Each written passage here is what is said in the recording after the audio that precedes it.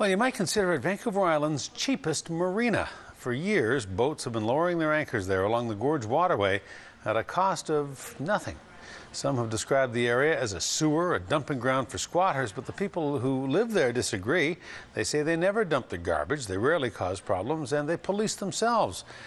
But opponents to all of that say the jurisdiction over the area is fuzzy, and that is slowing down any cleanup and resolution. The CTV's Joe Perkins shows us there may be an answer, but it's not one everyone will like. Joe joins us now live. Joe. One councillor-elect says it's a problem she's vowing to solve. Some say it's about time. Others say, what problem? The boat's been floating around every which way. This cruiser. She's lived along the gorge since December.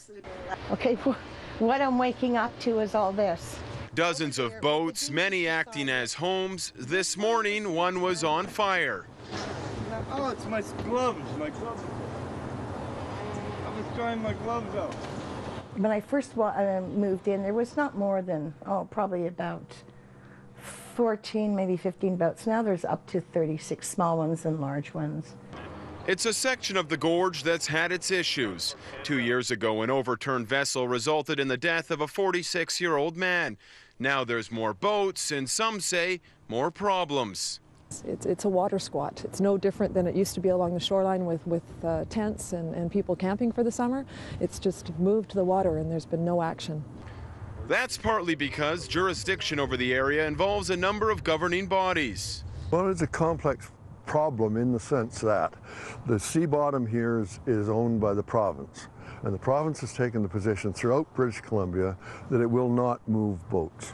But some say the city could if it had more control. A bylaw would fix that. We've proposed a process for dealing with it, which we think is practical. The city currently holds water leases on portions of the area behind me. They have a lease for a section right here and a smaller section closer to the Trestle. The draft bylaw that's being proposed recommends the city lease more water, giving them more regulation and eventually the power to remove these boats. Others argue removing the boats wouldn't fix the problem. I got nowhere else to live. I'm going to go sleep under a tree. I'm 58 years old, man. Give me a break. We all have problems. I try to keep my problems just to my boat. Hope they keep their problems to their house. And that's exactly what some say they've been doing. But the problem's grown. They're in the wrong place. I don't want to have to smell and watch them pump their garbage into my backyard. Now I need new gloves. Garbage and gloves. She says enough is enough. I spoke to Transport Canada and the province today. Both say they are aware of the boats along the Gorge Waterway.